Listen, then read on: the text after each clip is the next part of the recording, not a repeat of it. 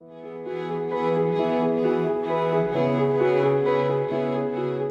I first came to the Chamber in August of 2006, so just about 18 years ago. And I came from working at the City of Miami. So I've always had a background in working in either municipal government or nonprofits. And the Chamber came a-calling, and I answered that call. You know, one of the great things about the City and the Chamber's relationship is that we really grew up together.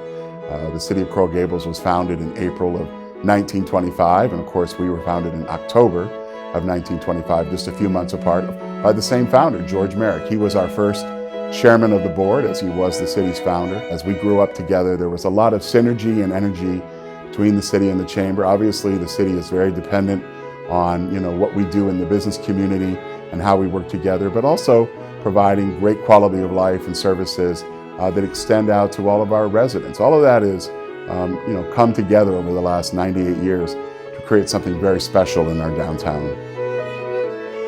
And while no one who's involved in our Chamber today was there on day one in 1925, we know a lot about those first early meetings. As you can imagine, they were mostly men who were probably at the time, the earliest type of entrepreneur or business leader. They were working for banks and other types of organizations here in our community. The 1960s and 1970s, obviously we had our first woman chair of the board.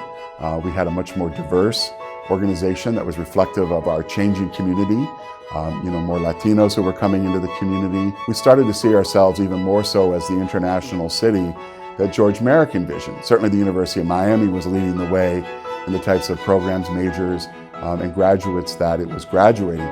But you looked at the fact that we had a group of people, especially in our chamber, who were going and bringing organizations to Coral Gables who had an interest in doing business in Latin America, in the Caribbean, and Central America, opening for the first time what we would call, multinational organizations. These organizations are around today, more than 130 of them, but really began in the 1960s and 70s when the Chamber and a few folks who were very forward-thinking said, we're the perfect place for that. We're a couple of miles from the airport, we are multilingual, and more important than that, we have a great infrastructure here that was very representative of the CityBeautiful.